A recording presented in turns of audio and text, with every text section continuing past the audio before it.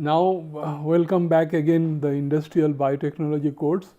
Now, slowly we are entering into the main topics, because now I am going to discuss about the overview of the fermenters, how the fermenters looks in the industry, and fermenters is the crucial part of any fermentation industry, that and this gives our desired product. And let me tell you again that main advantage of the biochemical process as compared to the chemical process is that biochemical process, one particular compound, organic compound, can produce n number of products, whereas in the chemical process, as the product changes, your substrate also changes. And another advantage of the biochemical process is that it is operated at ambient temperature and atmospheric pressure. The one typical disadvantage of biochemical process is that most of the biochemical process we require the sterile condition, what the chemical process they don't require. This is only the drawback that we have with the biochemical process.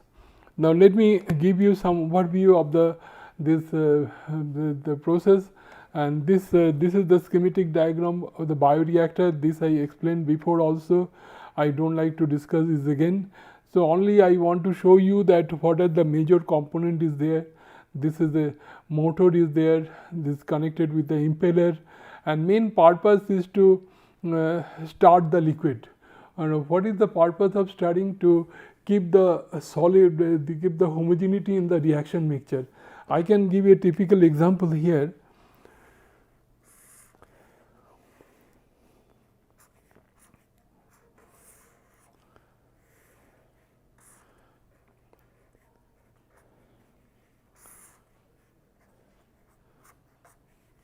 Suppose when there is the starting, though it will be started like this.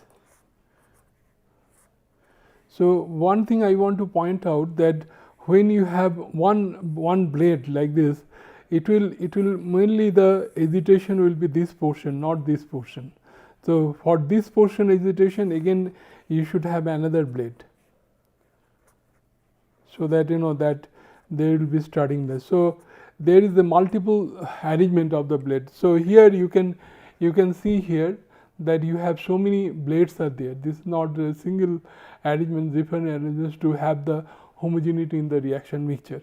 And plus we have this is the sparger. This is for sterile air is required. Most of the biochemical industry, they are operated under aerobic condition. And I mentioned that organism, they take the oxygen that is dissolved in the liquid. So, you have to sparge that. There is a sparger, different type of spargers are there.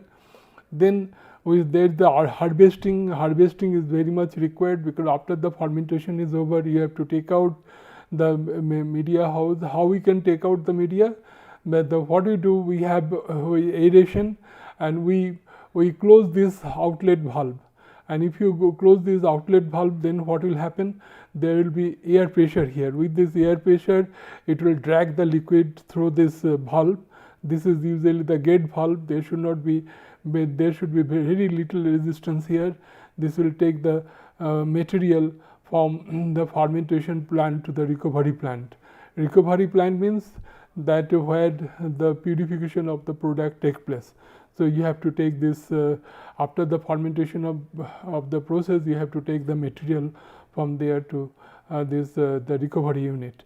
And you have to several arrangement we have some monitoring system, we have temperature monitoring system, we have pH monitoring system, we have dissolved oxygen monitoring system. We put some kind of sensor here, what we call antifoam sensor, which is connected with the antifoam oil tank. So, as soon as foam touch the antifoam sensor, the pump connected with the antifoam tank, that will be energized and drag the antifoam oil in the inside the fermenter, so that your foam will be subside. So, these are the couple of arrangement we have in the fermentation industry. Now, before we go in details about the industrial fermenters, we should have very clear cut conception that what our lab fermenters have, because this is in the basically that industrial fermenter is the replication of the lab fermenter. Only some portion of that might be modified, but whatever requirement we have in the small reactor laboratory fermenter, similar requirement we have for the industrial fermenter. Now this is kind of simple example that we have here. You can see this is the vessels, and this is there are different arrangement. This is called air spurger. Can you see it? This is the filter, air filter for sterilization of the air, and then we here we put some kind of non-return valve. This is very much important because if there is a power failure, then what will happen? That there is a possibility when liquid can come here and enter into the air filter, and if it enters the air filter will be ruptured, or the contamination will take place. So for that we keep non-return valve, and this is the agitator shaft. This shaft is little bit different from the normal rod that we have. It should be perfectly straight because it passes through a mechanical seal, and mechanical seal is the very important things that we have in the fermentation industry, because one is the moving part, another is the stationary part. So there is every possibility that some air can enter through this system, so it should be perfectly sealed so that no air can go inside the system. Then here we have some heating arrangement. What in the industrial level we do it in different way. We have some, I shall show you how we maintain the temperature in the industrial fermenters. Then in the exhaust you can see that we have a condenser here. The main, there is the air filter, then this is connected with the condenser. Why we put the air filter? The reason is that, so again if there is a power failure, that air can go enter into the fermenter. If air enter into the fermenter, then again contamination of the fermenter will take place, and that causes that will affect our fermentation process to a great extent. So this is the temperature monitoring system, what we call thermostat, and then we have this is the safety, what we call pressure regulated valve, that as soon as that pressure increases to a great extent, easily this is blow, so that no hazard take place inside the system. So this is always we have safety valve, because this always we have in the industry, and this is the motor for the operation of the this shaft, that we have the motor and other things that we have. Now this is the bioengineering fermenter that is in operation in our lab. You can see this is the control module where we can monitor different parameters, like we can monitor temperature, we can monitor agitation speed, then pH of the systems, dissolved oxygen concentration. All these things you can monitor this process, that different monitoring system that we have here. And this is another fermenter we have. This is New Brunswick fermenter. That also, this is the control module, and this is the fermenter. We have different parameters that is listed here. You can easily visualize that what are the values of the different parameters, and online you record the change of the parameters, which is very much important for our research purpose. And this is how the fermenters look, in the small fermenters, lab fermenters look. Now industrial level, the fermenters is like this. This is the big fermenters. You can see that this is the eyeglass, that one we have this eyeglass this side, another we have another this side. Though we put some light here, and so that other side we can visualize what is going on in the system. Because if you look at our lab fermenter, this is made of glass, so you can easily see from outside what is going on inside the fermenter. But in case of industry, this is the material of construction is mostly the stainless steel, and so we cannot, it is not visible from outside. So you have the watch glass, through the watch glass you can visualize that what is going on. And this is the agitator, and this is the mechanical seal that we have. Now here I want to point out that that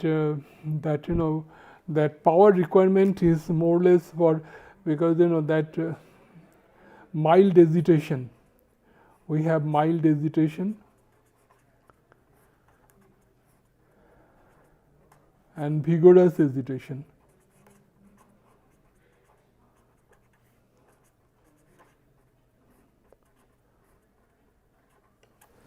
The mild agitation power requirement approximately 1 HP per cubic meter volume of the reactor, and this is about 3 HP, more than 3 HP that per cubic meter volume of the reactor. So that about 2 to 3, that higher that power required. Now, as I told you, I work with citric acid industry, and our capacity of the vessel was 200 cubic meter. So the power drawn by the power required for the agitator was around 200 HP. It's very high, very huge amount of power we shall have to apply. So this and this power, if we directly apply to the shaft, we can imagine what should be the velocity of the agitation speed will be tremendous high. So what we do, first we put the power in the gearbox.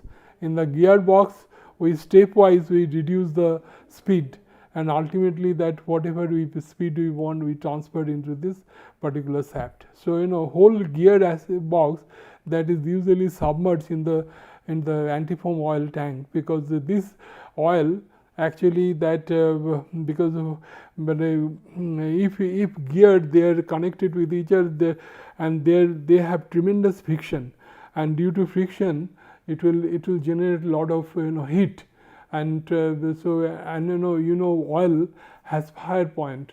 If you allow it to increase the temperature after some time, that it will catch fire. So what you have to do, that you have to take the oil out and pass through the cooling system. Again it will recirculate in your gearbox, so that you maintain the temperature. Though this is very much required, and this is applied in the industries. Now let me discuss the accessories of the fermenter, which is very much required. The aeration loops, that is primary purpose of aeration is to provide the microorganism in submerged culture with sufficient oxygen for metabolic requirement, because this oxygen is supplied with the help of compressor. It is a mechanical device that increases the pressure of the gas by reducing its volume and force more and more gas in the storage tank. So we can pass, as per our requirement, we pass the compressed air through the air filter and air sterilizer, then we pass it to the fermenter. So this is very much required. This we shall have to optimize. This depends on the mass transfer coefficient of the system, and the flow rate of the air, that is usually determined with the help of rotameter. Rotameter looks like this. You can see in the rotameter they have a linear scale. This is a linear scale, and there is a float. This is a small ball. You can see when air comes here, it will, as your flow rate increases, this ball will float more. It will go up and up. Though it is a device that measures the flow rate of fluid in a closed tube by allowing the cross section area of the fluid travel through to vary, the causing the measurable effect. So whenever we use any kind of rotameter, first we shall have to remember, we shall have to calibrate this rotameter, because any kind of meter that we use for any fermentation industry, so we shall have to calibrate first. So calibration means whether the reading that is showing that is in the calibrate in the meter, whether it is proper or not, that you have to find it out. So you have to, how you can calibrate that, with the help of gas flow meter. With gas flow meter you can find out what is the flow rate of air. So then you can find out, this is like this. So you can plot this flow rate, and then you have linear scale. The linear, this I want to say, this is the linear scale. Now suppose if you here this is 0, this is maybe flow rate. You can have the 1 liter per minute. This might be 2 liter per minute. It might be 3 liter per minute. Like this, you can have. So you have linear scale also. You have value will change like this. So you have like this. You have linear scale like this. So from that, when you operate that, so if you suppose it is here, so from the if you have this calibration curve, you can easily find out what is the actual flow rate of the air. So rotameter is largely used in the fermentation industries to find out the flow rate of the air. Now in the chemical industry, that here I want to point out that for the flow rate of the gas, when have a very high flow rate, we use different type of flow meter, what we call venturimeter, orifice meter. Those are the different type of flow meter that we use in the chemical industry when we have the very high flow rate. Now and then we have the air filter. The air filter is a device composed of fibrous material which remove the solid particles from the dust, pollen, molds and bacteria from the air, because this is very important, because in the fermentation industry that air contains a lot of particulate matters, and particulate matters, they are the carrier of the microorganisms. Now if you don't take out these particulate matters from the air, then what will happen is easily enter into the process, into the liquid, and in the media, if contains this particulate matter contains the cells, it will contaminate the system. So you have to remove it.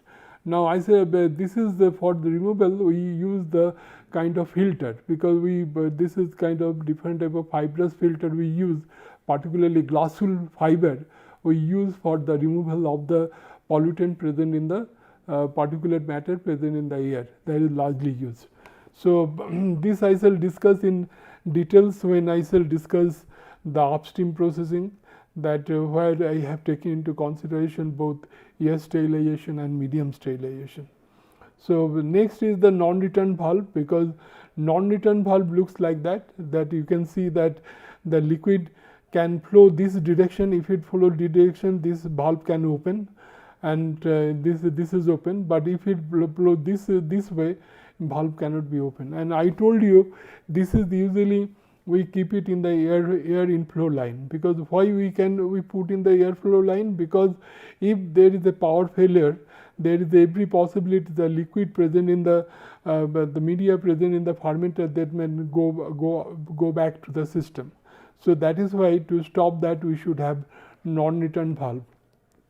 The non-return valve, also called one-way valve, normally allows the fluid to flow through, and it only one direction. The purpose of the check valve is to prevent the accidental reversal flow of liquid or gas in a pipe due to breakdown back to the pump. So it may happen for several purposes. Breakdown also it can be happen.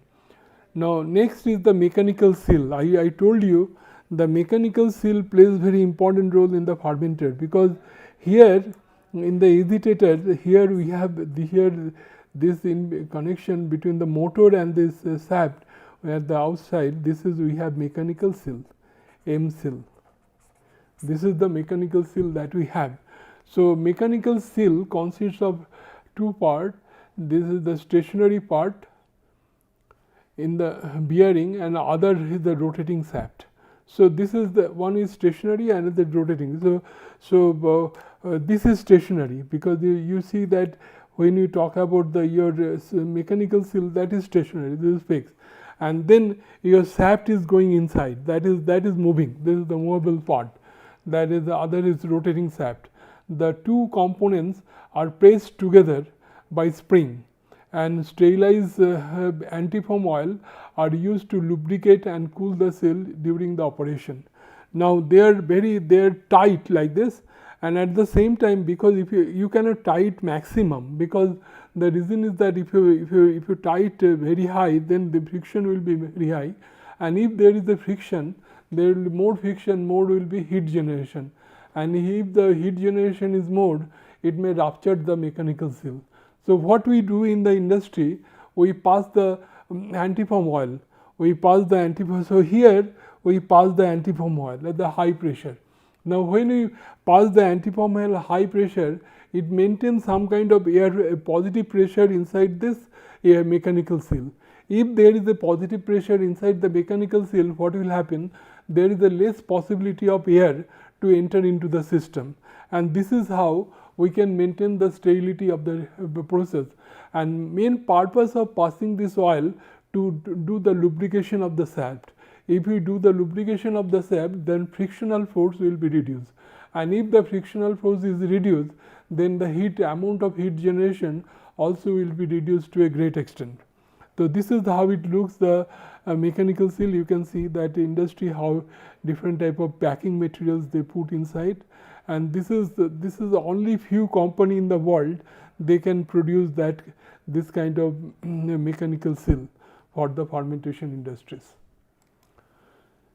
Then fermentation vessels. I told you, in the small fermenter we usually made glass vessels so that we can see outside. But the industry we use the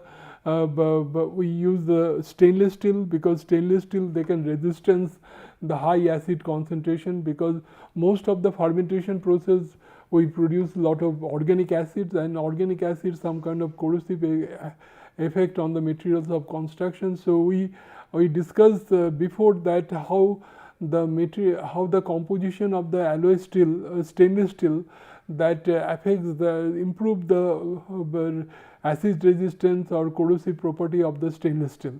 So we can have it. That is why stainless steel is used in the fermentation industry. It is easy to examine the interior, because here we use the glass vessel in the lab fermenter to examine the interior of the vessel. But in the industrial fermenter we use, I told you, we have the watch glass at the top. From the top, by the help of light, we can find out what exactly what is going on inside the system. Then feed ports we have. There are so here in the lab fermenter we use the silicon tube for transferring the liquid from inside the fermenter. For the industry we have some stainless steel pipeline through which we add the nutrient to the fermentation, transfer to the fermentation vessels. So this is the feed port that we have. And the baffles, which is very important, baffles, the metal strip attached radially to the wall, and they are used to prevent the vortex and to improve the aeration capacity. The baffles maintain a gap between them and the vessel's wall to enable scouring action, thus minimizing the microbial growth on the walls of the fermenter. Let me explain that. Suppose this is a fermenter, and this is the fermenter, and we put a agitator here. So if we don't put any baffles, then what will happen? There will be a vortex formation. This is like this. We can see in our house also. When you take water in the glass and put the sugar in it and try to make a solution with the help of a spoon, then you will find there is a vortex formation like this. Now if you do the aeration here, then what will happen? What is the problem? That air that goes like this, the air is going, bubble will go like this, and the bubble will travel like this. Now since here the height is less, the retention time of the bubble will be very less here, and retention time bubble will be more. That is undesirable. So in the industry, this level should be as it is. So to do that, what you do? We put a baffle here. This is the baffle on the metal strip that we put at the wall, so that if you put this strip, then there will be no vortex formation.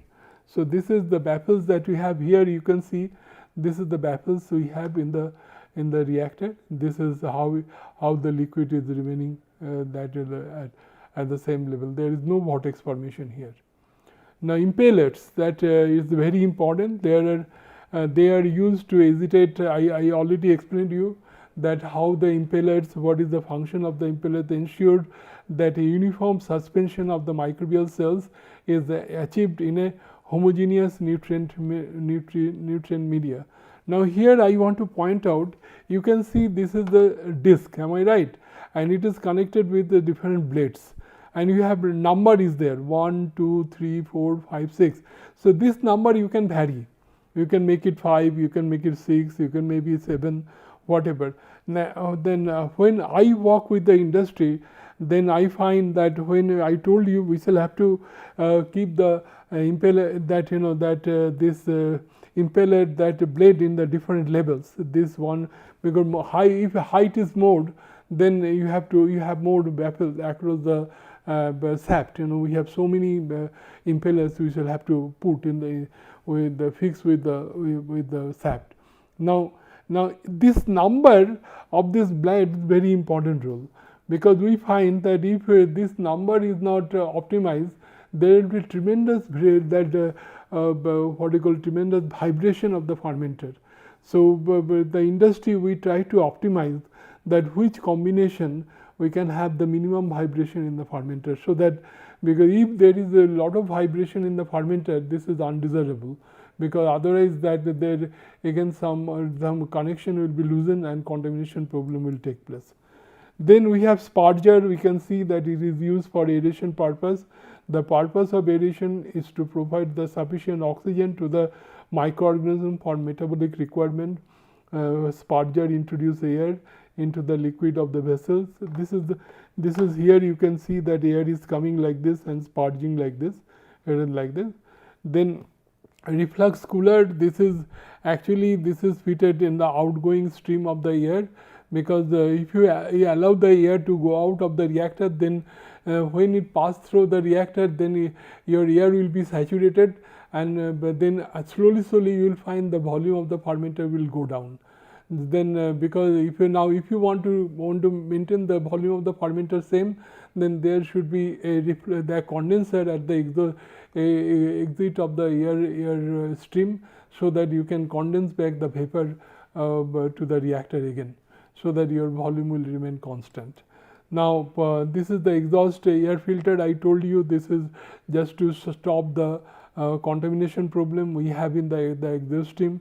Safety valve is very much required, because if due to some other reason the pressure inside the reactor increases, there is every possibility of hazard that may take place. For that we know that in our regular use in the home, that pressure cooker we have a safety valve, because the same in the industry also we require the safety valve for the safety measurement. Then we have the temperature loop, we have heater and cooling finger, and that cooling heater, because I can tell you that in the fermenters we usually put the jacket. It is jacketed and we pass the water like this. Now if you do this, there is every possibility of channeling effect.